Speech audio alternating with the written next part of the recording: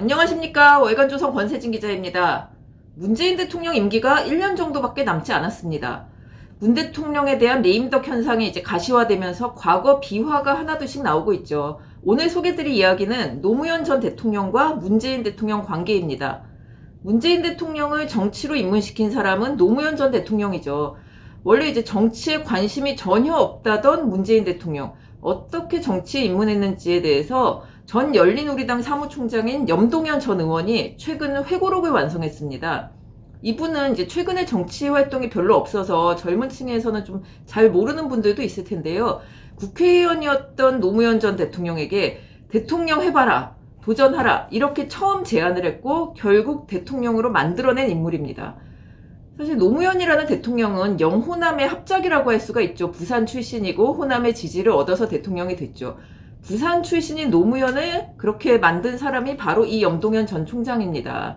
이분은 전남 보성 출신으로 김대중 전 대통령의 청년 조직인 연청, 여기 사무총장을 맡고 있었고 당시 야권의 조직, 전략 이런 중책을 맡고 있었습니다. 2002년 대선 당시에 노무현 경선 캠프, 여의도 금강빌딩에 있어서 금강팀이라고도 불렸는데요. 이 염동연 총장은 노무현을 민주당의 대권 후보로 만든 금강팀의 핵심이었습니다.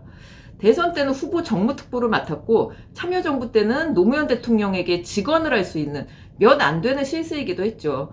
이분이 이제 최근 그 시절을 회상하는 회고록을 썼는데 상당 부분 이제 제가 만나서 월간조선 인터뷰에서 밝혔던 내용입니다. 오늘 소개할 내용은 문재인 대통령이 처음 노무현 대통령 옆으로 왔을 때의 얘기입니다. 자, 2002년 12월 대선, 이때 노무현 대통령이 당선된 후에 이 노 당선인은 인사위원회를 만들었습니다. 그래서 당 최고위원 그리고 다선 의원들 이렇게 중심으로 구성을 했는데 이런 당내 공식 인사위원회 말고 왜 공기업이나 뭐 이런 곳들 대통령이 인사권 갖고 있는 곳 보내야 될 곳, 사람 보내야 될 곳이 굉장히 많죠. 이런 것들을 다 이제 관리를 하기 위해서 비밀 인사위원회를 따로 만들었다고 합니다.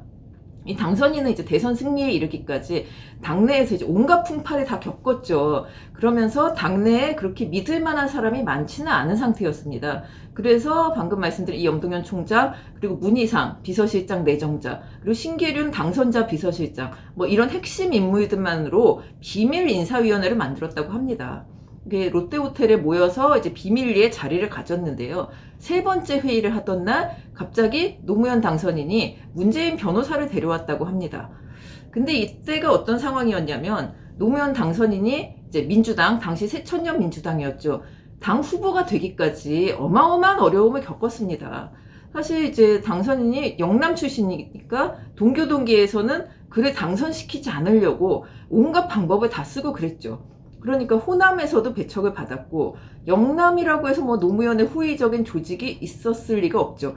이때 노무현 고향인 부산의 지인들에게 부탁을 합니다. 이 바로 이제 문재인 대통령, 이호철 전 정무수석 같은 사람들입니다. 그런데 이들은 거절합니다. 노무현이 대통령이 될 것이라고 생각을 하지 못했겠죠. 그 당시만 해도. 염동연 총장은 이렇게 얘기를 합니다.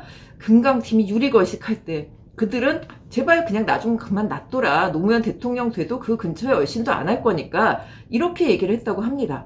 이들은 이제 그 두 분은 노무현 당선 가능성이 이제 계속 높아지던 한 선거 막판 한 2달 전쯤에 겨우겨우 부산 선거대책위원회에 이름을 올렸습니다.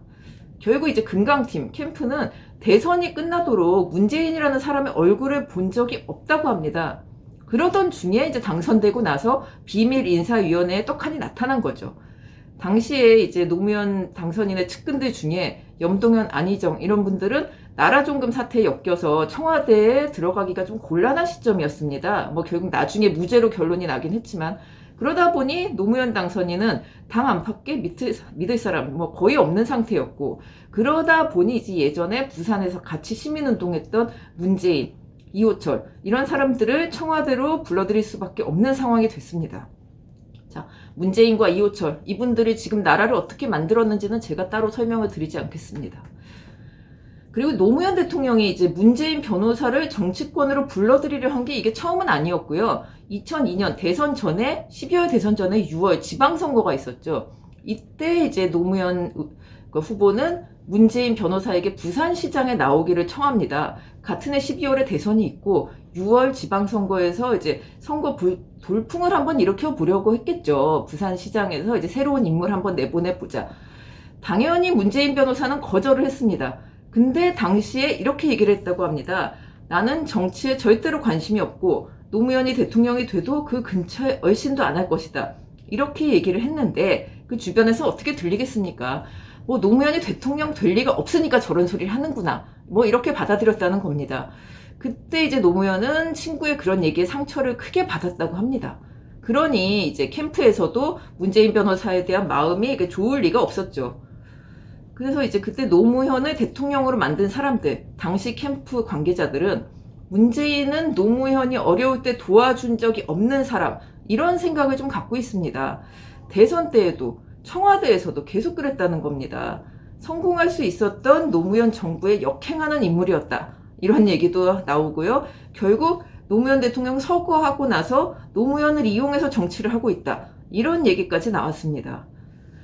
이 이야기는 이제 차기 대선을 1년 정도 앞두고 중요한 의미를 갖는데요. 원조 친노라는 세력이 있지 않습니까? 친문하고는 약간 좀 결이 다른 원조 친노가 있죠. 이들이 이제 내년 대선을 앞두고 민주당 후보 경선이 있겠죠. 그 경선에서 이른바 노무현 정신 계승할 수 있는 사람, 우리가 완성하지 못한 노무현 정신을 완성하자, 이런 마음으로 뭐 경선에 응하지 않겠습니까? 그런 마음을 지금 갖고 있는 것 같고요. 그 매개체가 분명 이낙연 의원이나 이재명 지사는 아닐 겁니다. 여권의 대선 구도 아직 좀 더 지켜봐야 될 것 같습니다. 오늘 이야기는 여기까지입니다. 감사합니다.